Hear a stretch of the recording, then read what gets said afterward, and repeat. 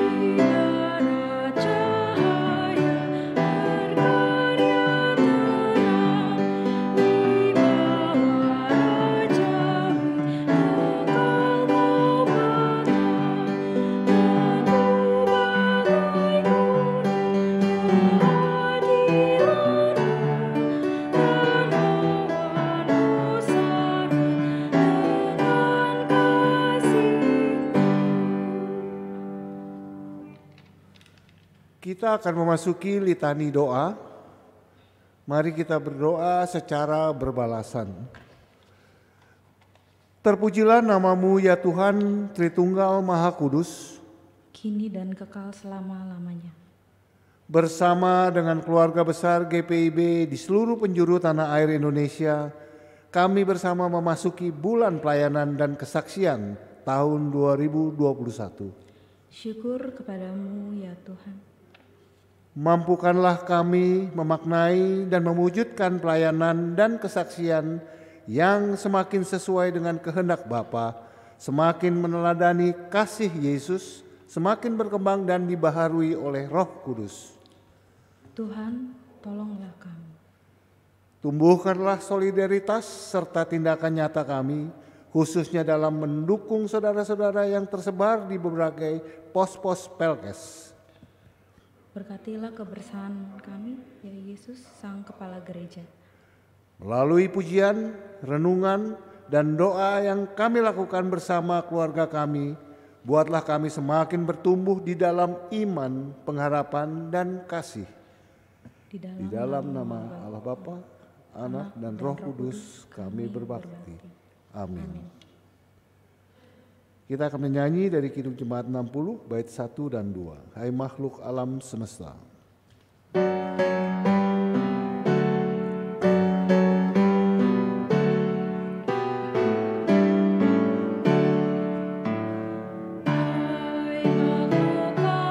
berkasa dan terang,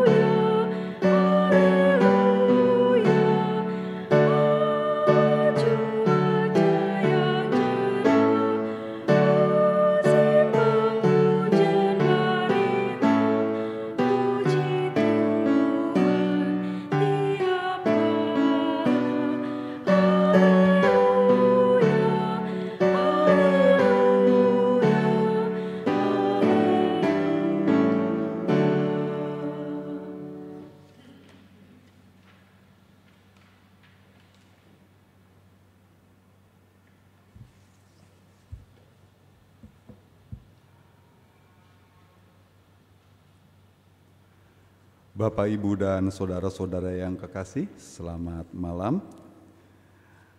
Kita akan membaca firman Tuhan pada malam hari ini yang akan kita baca sesuai dengan jadwal bacaan SBU pada malam hari ini dari Mazmur 50 ayat pertama sampai 6. Mazmur 50 ayat 1 sampai 6.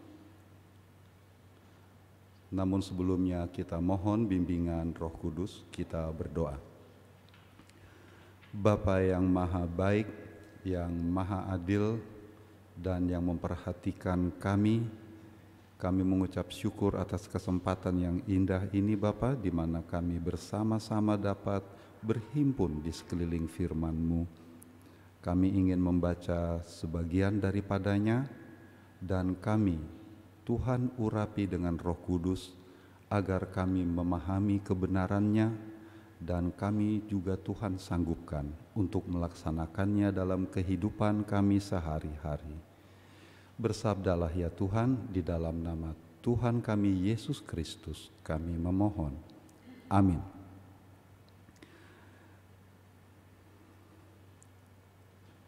Bapak, Ibu, dan saudara yang kekasih, kita akan membaca dari Mazmur 50 ayat 1 sampai dengan 6. Jika kita sudah menemukan bagian tersebut, marilah kita membacanya secara berbalasan. Yang Maha Kuasa, Tuhan Allah berfirman dan memanggil bumi. Dari terbitnya matahari sampai kepada terbenamnya. Dari Sion, puncak keindahan, Allah tampil bersinar. Allah kita datang dan tidak akan berdiam diri. Di hadapannya api menjilat, sekelilingnya bertiup badai yang dahsyat. Ia berseru kepada langit di atas dan kepada bumi untuk mengadili umatnya. Bawalah kemari orang-orang yang kukasihi, yang mengikat perjanjian dengan aku berdasarkan korban sembelihan. Langit memberitakan keadilannya, sebab Allah sendirilah hakim. Demikianlah firman Tuhan, berbahagialah setiap orang yang membaca, merenungkan, dan melakukan kebenaran firman Tuhan. Terpujilah Allah Tritunggal, haleluya.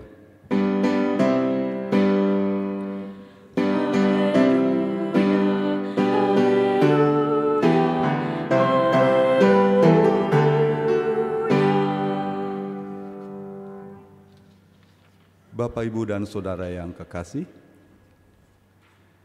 bacaan kita pada malam hari ini berdasarkan pada Sabda Bina Umat, di mana tema yang disampaikan oleh Sabda Bina Umat adalah Allah adalah Hakim.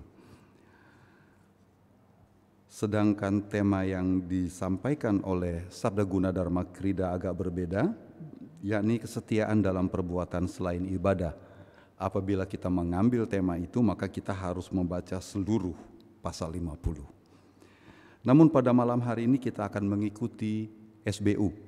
Kita akan membaca ayat 1, sudah membaca ayat 1 sampai 6, dan kita akan merenungkannya bersama pada malam hari ini. Bapak, Ibu, dan saudara yang kekasih, siapakah Asaf? Asaf yang menulis Mazmur ini, dan karya-karya Asaf dikompilasi dan dikumpulkan, disatukan dengan Mazmur-Mazmur Raja Daud. Betapa terhormatnya Asaf ini. Siapakah dia? Asaf adalah seorang pemusik. Dia juga penyanyi. Dia, kalau seperti kita zaman sekarang, jabatannya prokantor. Dia pemimpin biduan umat di dalam kesehari-harian tugasnya di istana maupun di sinagoge-sinagoge yang ada di wilayah Yerusalem. Sehingga urusan dia musik. Dan karya spektakuler daripada Asaf adalah pada saat Raja Salomo berhasil dan selesai mendirikan Bait Allah, maka pada hari peresmiannya, pada hari pentahbisannya, Asaf diperintahkan untuk memimpin ratusan penyanyi, ratusan pemain sangkakala, ratusan pemain nafiri. Banyak sekali pemusik yang dilibatkan di dalam upacara pentahbisan itu. Dan Asaflah yang ditunjuk untuk memimpin mereka. Sungguh, kalau boleh saya bisa datang ke waktu itu, saya ingin menyaksikan upacara pentahbisan Bait Allah tanpa listrik, tanpa sound system, tetapi hasilnya tentu akan sangat luar biasa. Asaf juga dikaruniai oleh Tuhan sebagai seorang pujangga dan penulis lagu. Karya ini adalah salah satu di antara karya Asaf. 11 lagi ada di pasal 73 hingga 83. Asaf di dalam menuliskan mazmurnya ini, sebagaimana kita orang percaya, Asaf percaya kepada Allah yang maha tinggi itu. Dia memujanya. Dan tulisan Asaf ini semuanya berdasarkan apa yang dialaminya di dalam hidupnya bersama Allah. Asaf tidak menulis isapan jempol atau dia ngarang-ngarang, tetapi dia menuliskan hal-hal yang merupakan pengalaman hidupnya bersama Allah. Di pasal 50 ini secara keseluruhan berbicara tentang ibadah yang sejati. Intro atau pembukaan dari Mazmur ini adalah yang kita baca tadi, ayat 1-6. Isi dan kandungan daripada pesan Tuhan dari ayat 7 sampai dengan 23. Kita tidak akan bahas isi 7-23, cuman secara singkat saya akan sampaikan bahwa Tuhan tidak butuh sesaji-sesaji macam-macam. Tuhan bukan Tuhan yang kelaparan sehingga butuh dimasakin daging dan minta ini, minta itu. Karena semuanya punya Tuhan. Tuhan ingin supaya kamu tidak berlaku fasik. Kamu harus membenci kejahatan. Itu isinya. Bahwa mereka diminta oleh Tuhan untuk mengutamakan, memperbaiki kelakuan mereka. Soal persembahan-persembahan itu, semuanya Tuhan punya kok. Bapak, Ibu, dan Saudara yang kekasih, intro daripada pasal 50 yang kita baca ini dituliskan oleh Asaf dengan cara metafora. Allah tampil bersinar dari puncak Sion. Sehingga ini menunjukkan bahwa Asaf sering mengalami dalam hidupnya bahwa ia dapat merasakan kehadiran Tuhan di dalam hidupnya. Allah kita datang dan tidak akan berdiam diri. Bapak, Ibu, dan Saudara yang kekasih, teologi Asaf pada zaman itu, Allah itu adalah Allah yang untouchable, Allah yang tidak bisa disentuh, Allah yang eksklusif. Siapa yang berani mendekat? Kalau Tuhan ada di hadapannya api menjilat dan sekelilingnya bertiup angin puting beliung yang dahsyat. Inilah Allah yang dikenal dan dipahami oleh Asaf. Yang El Shaddai, Tuhan yang maha dahsyat. Dan kemudian di ayat keempat, Tuhan berseru kepada langit dan berseru kepada bumi. Untuk apa? Tuhan ingin mengadakan pengadilan untuk umatnya. Mungkin Bapak, Ibu, dan saudara-saudara yang kekasih, kita bisa dapat melihat bahwa pengadilan zaman dulu, seorang hakim harus mendengarkan setidaknya 2 orang saksi. Saksi ini bisa memberatkan, bisa juga meringankan. Dan Allah ingin mengadili umatnya dengan saksi langit dan bumi. Secara metafora Bapak, Ibu, dan saudara yang kekasih, bahwa Asaf ingin menyampaikan kepada kita pembacanya bahwa kalau kita disebut akan dimajukan ke dalam pengadilan Tuhan, karena Tuhanlah satu-satunya hakim yang dapat mengadili umatnya, tentu kita akan merasa gentar, kita akan merasa ngeri. Tetapi sebagaimana pepatah, kalau nggak salah kenapa takut? Demikian bukan? Lalu kemudian sesudah pengadilan itu dilakukan, langit memberitakan keadilannya sebab Allah sendirilah hakim. Jadi kita memahami dari sini Bapak, Ibu, dan saudara-saudara bahwa di dalam pandangan teologianya Allah adalah hakim. Tetapi dia menghakimi tujuannya apa? Supaya ada keadilan, supaya ada pemerataan dan kesamaan di antara umatnya. Ini bukan perkara hukum atau memenjarakan, tetapi ini masalah Allah itulah yang satu-satunya yang sanggup mewujudkan keadilan itu. Karena dialah hakim yang paling adil. Bapak, Ibu, dan saudara-saudara yang kekasih, cara kita memandang Tuhan di zaman Asaf tentu berbeda sekali dengan cara kita memandang Tuhan di zaman Perjanjian Baru. Kita melihat bahwa Tuhan yang di Perjanjian Baru itu lemah lembut, penuh kasih, panjang sabar, dan dialah Raja Damai. Kapan saja kita berdosa, kapan saja kita minta ampun, pasti diampuni. Inilah sesuatu yang berbeda dari pandangan Asaf pada Tuhan. Tuhan yang maha dahsyat itu di dalam sepanjang pengetahuan Asaf dan literatur yang dibacanya, mulai dari zaman Musa, bahwa Allah itu ternyata maha dahsyat. Sekali dia menghakimi, bisa puluhan ribu orang tewas dalam satu hari. Apabila kita mengingat peristiwa Gunung Sinai, waktu Harun membuat lembu emas dan rakyat itu beribadah pada lembu emas, Tuhan menjatuhkan hujan batu api yang membunuh lebih dari 20.000 kalau tidak salah pada hari itu. Dan Tuhan juga dengan geram berkata kepada bangsa yang tegar tengkuk itu, yang tidak pernah mau taat, aku telah menyerakkan tulang belulang leluhurmu di padang gurun, dan mereka tidak akan masuk dalam tanah perjanjian. Bandingkan Bapak Ibu, apakah ini Tuhan yang sama dengan Tuhan yang di Perjanjian Baru? Iya dan amin Bapak Ibu. Bahwa Tuhan Yesus berkata dalam Matius 20 ayat 30, aku dan Bapakku adalah satu. Sehingga agak mengejutkan apabila ada orang Kristen yang berpikir bahwa Tuhan itu baik, hanya baik, dan taunya tidak tahu marah. Tuhan itu tidak bisa marah. Tuhan Yesus itu sangat baik, pengampun.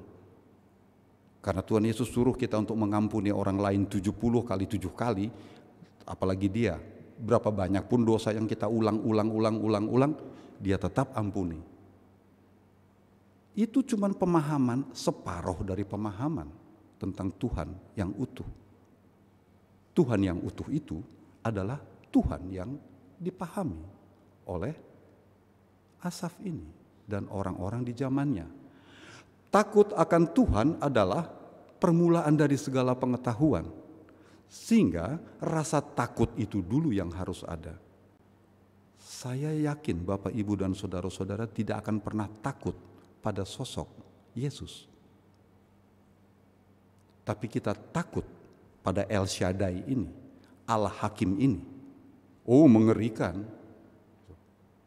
Mereka tidak berbeda Bapak Ibu. Apabila dalam Minggu Trinitas ini saya sengaja membahas masalah ini, kita akan melihat pembukaan daripada Injil Yohanes. Pada mulanya adalah firman.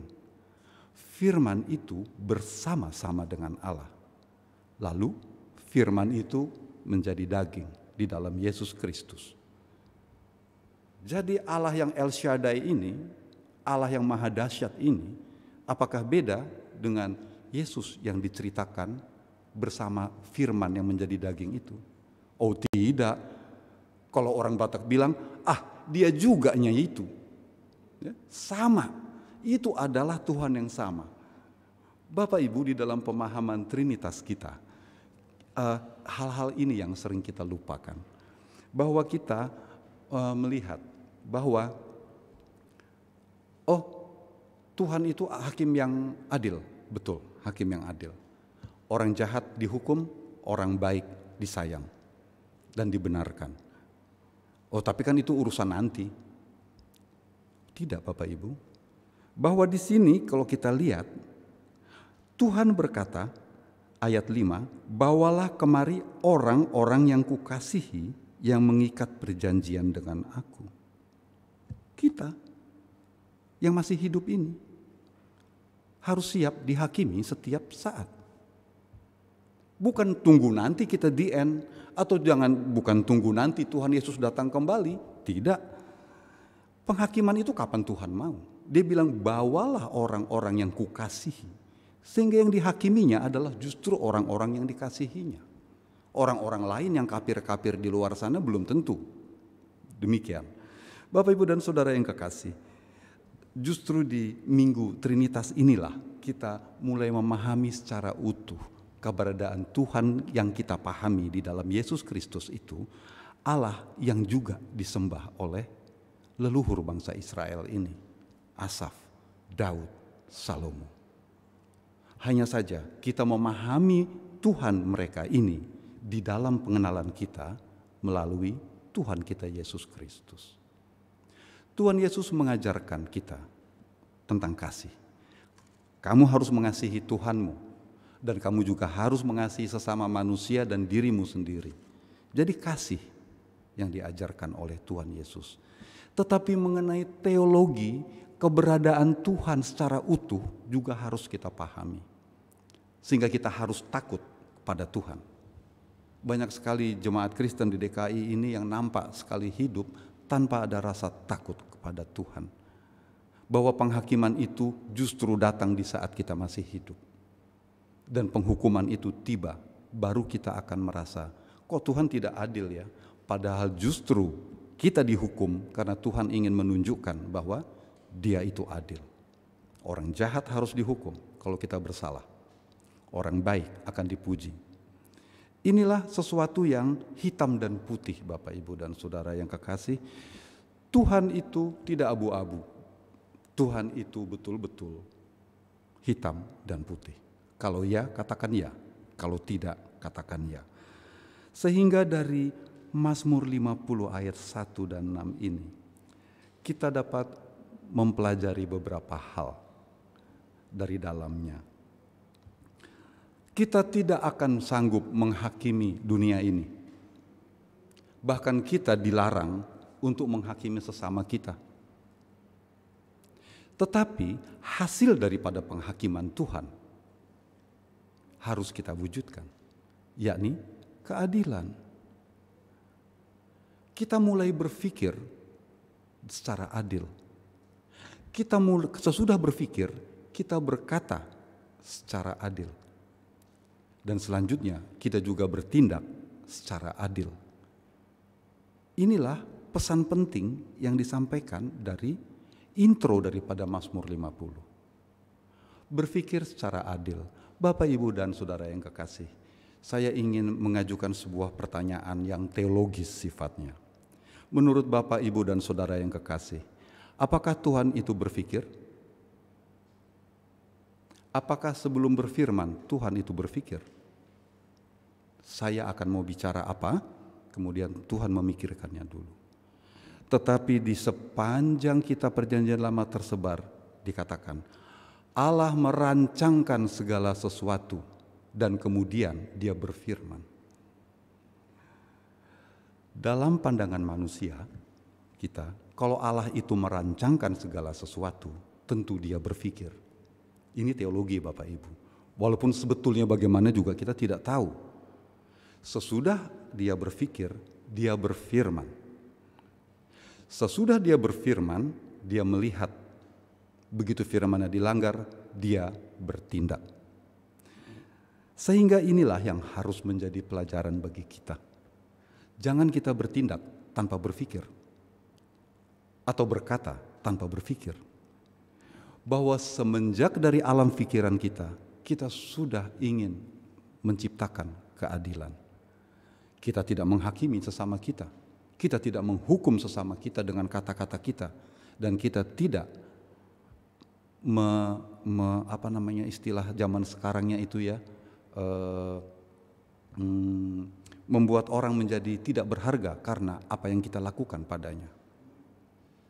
Bapak, Ibu, dan saudara-saudara yang kekasih, di dalam mewujudkan keadilan ini, kita bisa melihat, Bapak Ibu, bahwa dari zaman ke zaman, kalau kita bicara tentang teologi, tentang pemahaman kita akan Tuhan di dalam Tritunggal, Tuhannya tetap, Dia juga, tetapi manusia sesuai dengan tuntutan zaman memperbaharui teologi, tidak merubah teologi, Tuhannya sama. Seperti misalnya Bapak Ibu, teologi itu berkembang, akan saya buktikan dari pengalaman hidup saya sendiri. Dulu saya di SD Kristen, guru-guru agama semua berkata, Yesus datang untuk menyelamatkan umat manusia, menyelamatkanmu dan saya. Barang siapa yang dibaptis dan mengaku di dalam nama Yesus, dia akan diselamatkan. Artinya sorga menjadi bagiannya. Itu dulu, bahwa Yesus datang untuk menyelamatkan umat manusia, termasuk yang di luar sana, yang di dalam kelas kita ini diselamatkan, yang di jalanan sana juga, karena di sana juga manusia. Yesus datang, yang menerima dia akan diselamatkan. Tapi teologi ini berkembang. Kemudian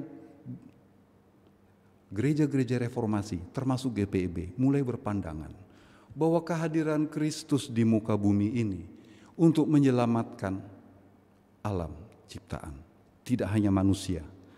Kristus juga menyelamatkan gunung, hutan, lautan, sungai, bahkan bumi kita sendiri. Sehingga kita juga punya kewajiban yang sama sebagai agen-agen daripada keselamatan Kristus untuk mewujudkan keadilan, mewujudkan pemeliharaan yang benar terhadap alam lingkungan hidup kita. Inilah yang saya maksudkan dengan teologi yang berkembang. Jadi Bapak, Ibu, dan saudara-saudara yang kekasih, Tuhannya tetap sama. Tritunggal abadi itu adalah tetap Tuhan kita, mulai dari zaman perjanjian lama itu sampai dengan hari ini. Tetapi kita memandang Tuhan itu secara berkembang, dan kita senantiasa mengikuti perkembangan zaman ini, bahwa Tuhan yang sama yang dari zaman dulu sudah ada itu tetap update sampai hari ini.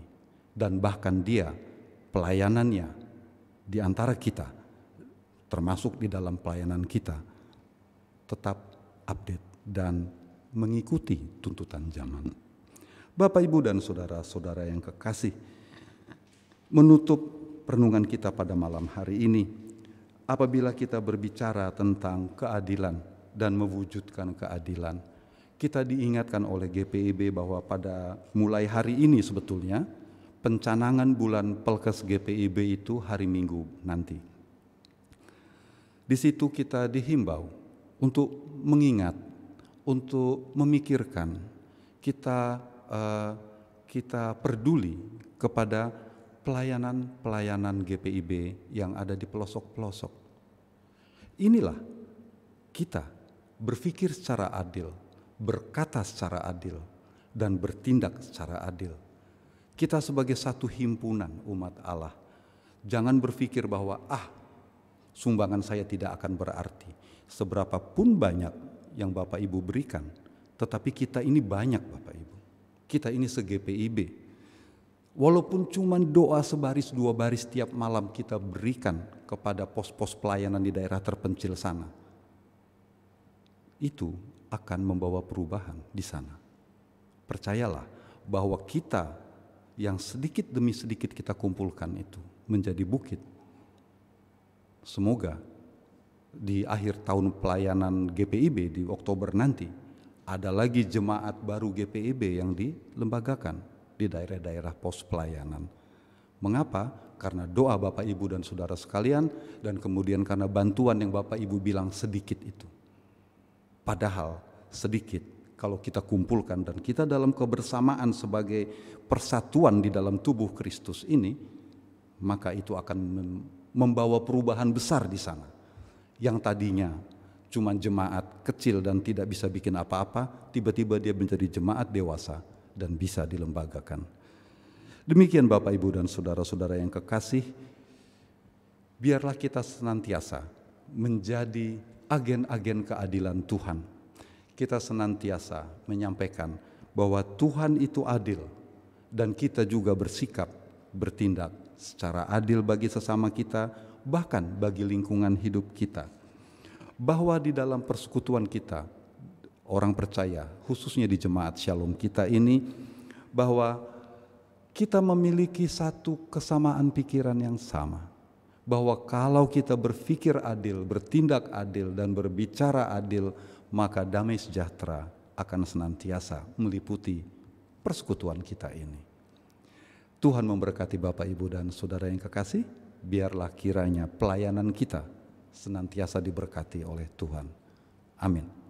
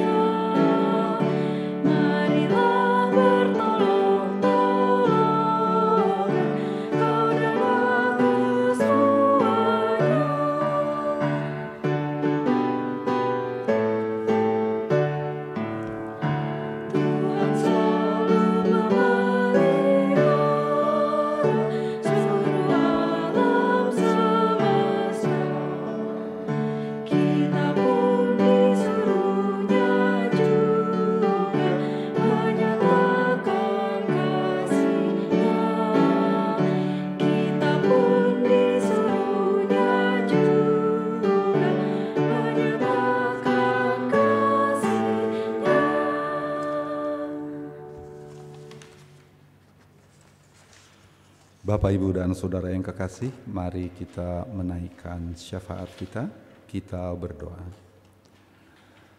Bapa yang Maha Kasih, Hakim Agung yang senantiasa berlaku adil bagi kami umat-Mu yang percaya ini, kami mengucap syukur atas firman-Mu.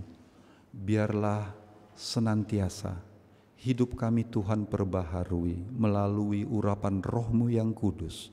Karena tanpa Roh Kudus itu, kami tidak akan sanggup mengerti firman-Mu. Apalagi kami disanggupkan untuk melaksanakannya dalam kehidupan kami sehari-hari.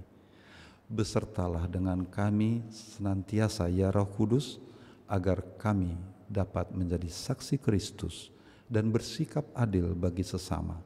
Dan kami terus melakukan pekerjaan kami, dimanapun kami Tuhan tempatkan. Bapa yang Maha Kasih, pada malam hari ini kami juga berdoa untuk saudara-saudara kami yang sedang berada dalam kelemahan tubuh. Kami mengingat saudara kami, saudara Ibu Pingkan Langi yang sedang dirawat di Kuala Lumpur. Tuhan memberkati kekasih hati kami ini. Tuhan memberkati semua obat-obatan, bahkan semua peralatan canggih yang ada di rumah sakitnya, menjadi perpanjangan tangan Tuhan untuk dapat menyentuh bagian tubuhnya yang sakit. Dan kami sungguh mengharapkan kepulihan beliau, agar beliau dapat kembali berkumpul bersama keluarganya dan menyambut berkat dari Tuhan. Terima kasih Bapa. Kami juga berdoa untuk Oma Emi Patirajawane, Ibunda Bapak Diakon Marvin, yang di dalam kelemahan tubuh. Beliau sudah sangat lanjut usia dan Tuhanlah yang menyertai beliau. Bapa, biarlah Tuhan juga menyertai semua orang tua di jemaat kami. Mereka yang telah berjuang bersama Tuhan membesarkan anak-anak dan membina keluarga mereka. Kami butuh pengalaman mereka. Kami sungguh masih ingin mendengar bagaimana berkat Tuhan selama puluhan tahun menyinari hidup mereka, dan kami dapat belajar banyak cara berumah tangga yang baik dari para orang tua kami ini. Karena itu kami doakan panjang umur buat mereka semuanya. Bapa, biarlah kiranya bahagia dan sukacita juga senantiasa Tuhan berikan kepada orang tua kami di Jemaat Shalom ini. Kami juga berdoa untuk Bapak Pendeta kami, Bapak Aprianus Libat dan keluarga.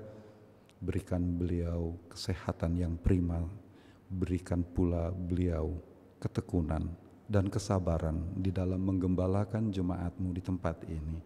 Sungguh tantangan tidak sedikit Bapa, dan biarlah Tuhan senantiasa mengaruniakan hikmat dan kebijaksanaan kepada beliau agar jemaat ini dapat digembalakan senantiasa ke padang rumput hijau dan air yang tenang.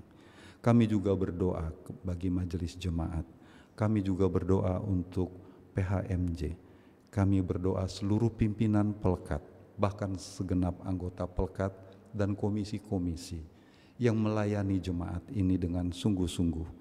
Bapa yang Maha Kasih, biarlah kiranya Tuhan mencurahkan berkat Tuhan bagi kami semuanya, yang melayani dan yang dilayani. Bapa, kami juga berdoa untuk pemerintah dan bangsa kami yang tengah berjuang untuk mengatasi wabah ini.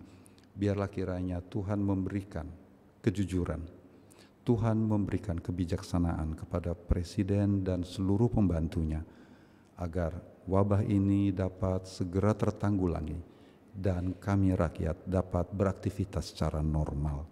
Itulah kerinduan kami Bapa. Kami juga berdoa untuk pribadi kami. Kami setiap orang memiliki keluhan-keluhan hati dan permohonan-permohonan, bahkan doa-doa yang belum kesampaian, doa-doa yang belum Tuhan jawab. Kami tetap setia mendoakannya ya Bapa. Kami tidak akan pernah bosan untuk meminta kepadamu ya Maha Kuasa.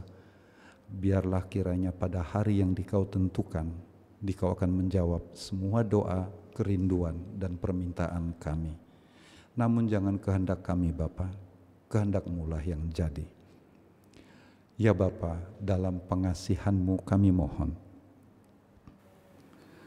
peliharalah kami selalu di dalam Tuhan kami Yesus Kristus yang telah mengajar kami berdoa. Bapa kami yang di sorga, dikuduskanlah nama-Mu, datanglah kerajaan-Mu, jadilah kehendak-Mu di bumi seperti di sorga. Berikanlah kami pada hari ini makanan kami yang secukupnya, dan ampunilah kami seperti kami sudah mengampuni orang yang bersalah kepada kami. Dan janganlah membawa kami ke dalam pencobaan, tetapi lepaskanlah kami daripada yang jahat.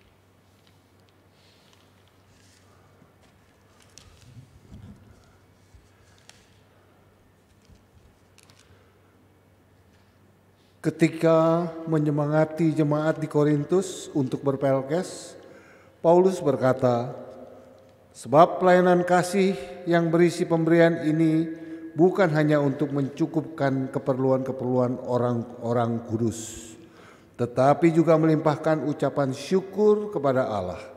2 Korintus 9 ayatnya yang ke-12. Persembahan yang kita berikan adalah wujud syukur kita kepada Tuhan, sekaligus mengandung nilai pelayanan dari keluarga kita kepada Tuhan. Sebab melalui dana yang terkumpul, keluarga kita terlibat menopang gereja Tuhan demi mewujudkan pelayanan dan kesaksian. Mari bersyukur dan melayani melalui persembahan sambil memuji Tuhan, Pencipta alam, Nusantara, dan Permai.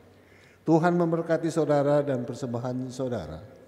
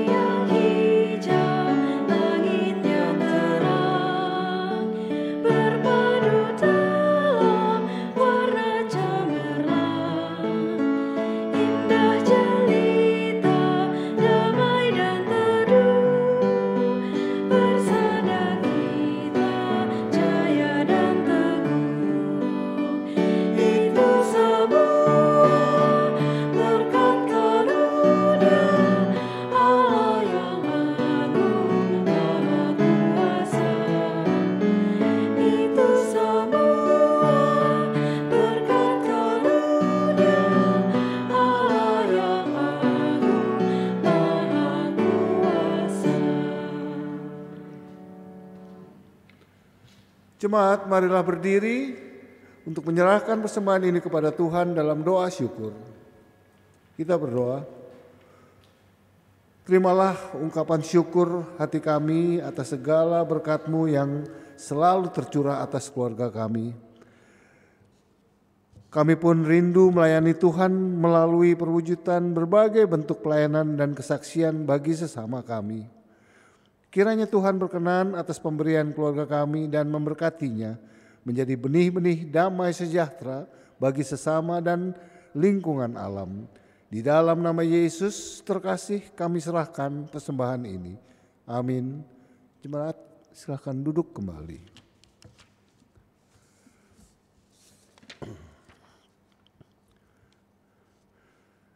Warta sektor pertama adalah akan diadakan peneguhan dan pemberkatan perkawinan kudus. Akan dilangsungkan pemberkatan perkawinan kudus yaitu dari David Joy Hosea Sigar, warga jemaat sektor pelayanan 2 GPB Shalom, dengan Suhana, warga jemaat sektor pelayanan 2 GPB Shalom. Pemberkatan perkawinan diadakan pada hari Sabtu yaitu pada tanggal 5 Juni 2021 bertempat di gereja GPB Shalom pada pukul 9 waktu Indonesia bagian Barat.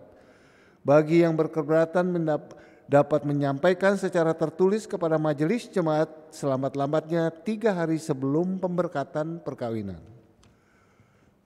Peneguhan CD. Pada hari Minggu tanggal 6 Juni 2021 dalam ibadah Minggu tatap muka akan diadakan peneguhan CD baru kepada saudari Ruth Stefania Malingkas. Demikian untuk diketahui. Ibadah pengucapan syukur keluarga Billy SC Malingkas, sektor pelayanan 4, diadakan pada hari Minggu pada tanggal 6 Juni 2021 pada pukul 12 waktu Indonesia bagian Barat bertempat di GPIB Shalom DKI Jakarta. Ibadah akan dilayani oleh pelayan firman yaitu Pendeta Bapak Aprianus Libat dan pelayan liturgi yaitu oleh Bapak Penatua Kepi Dodo Kambe. Demikian untuk diketahui oleh warga jemaat. Malam pujian Pelkat GP. Pelkat GP, GPIB Shalom DKI Jakarta akan melaksanakan kegiatan malam puji-pujian secara live streaming via kanal YouTube GPIB Shalom dengan tema Serve to Glorify God, yaitu pada hari Sabtu pada tanggal 19 Juni 2021 pada pukul 19 waktu Indonesia bagian Barat. Demikian untuk mendapat perhatian dari segenap warga jemaat. Rapat koordinasi Triwulan 1 yaitu pada tanggal April hingga Juni 2021. Rapat koordinasi para ketua bidang yaitu jatuh pada hari Minggu tanggal 13 Juni 2021 pada pukul 13 sampai dengan selesai. Mohon para pengurus Pelkat Komisi mempersiapkan bahan untuk pelaporan Triwulan 1 yaitu pada dari bulan April hingga Juni tahun anggaran 2021-2022. Tuhan Yesus memberkati. Demikian adalah warta sektor.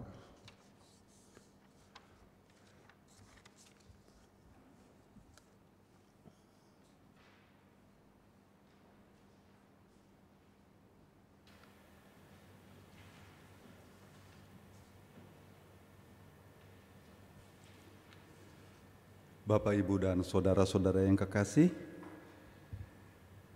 lakukanlah firman Tuhan yang telah Bapak, Ibu, saudara, dan saya dengar, dan biarlah kita senantiasa sedia untuk diutus ke tengah-tengah dunia ini untuk menyampaikan keadilan Tuhan.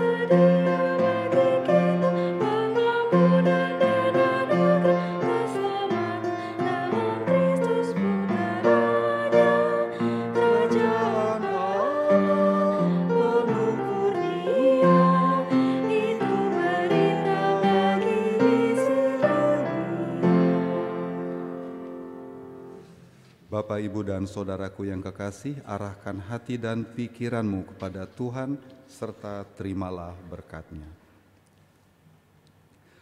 Tuhan memberkati engkau dan melindungi engkau. Tuhan menyinari engkau dengan wajah-Nya dan memberi engkau kasih karunia. Tuhan menghadapkan wajah-Nya kepadamu dan memberi engkau damai sejahtera.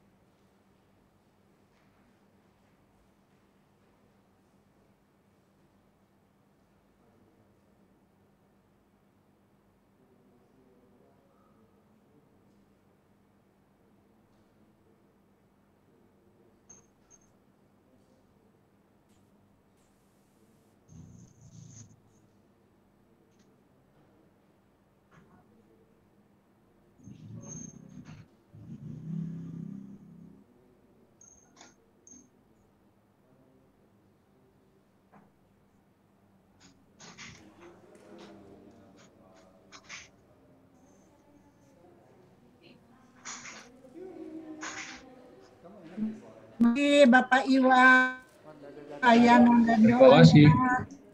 Terima kasih Pak Marvin, terima kasih semuanya. Tuhan memberkati. Terima kasih Bapak Iwan. Firman-Nya, terima kasih Om Marvin, terima kasih semuanya, Di Ariel. Memberkati. Berkati Bapak Ibu sekalian. Terima kasih Pak Iwan. Terima kasih semuanya.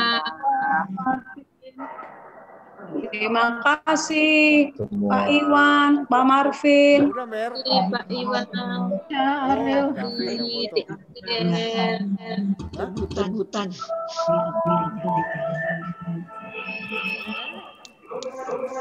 Terima kasih semuanya. Terima kasih semuanya. Tante Nancy, aku rindu padamu. Ada Mia. Malam Pak Marvin. Halo. Dah semuanya. David. Terima kasih. Ensi, Tante Tina. Dadah, selamat malam.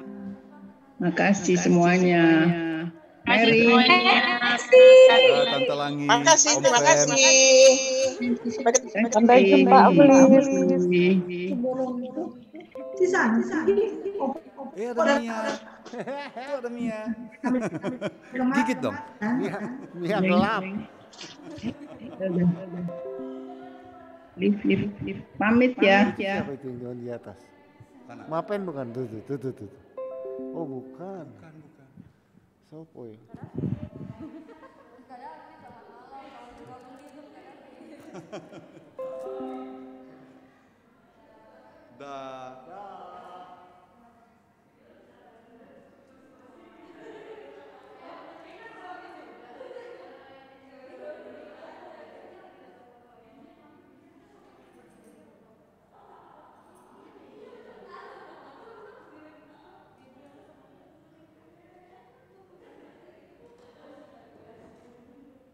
Jin pamit duluan.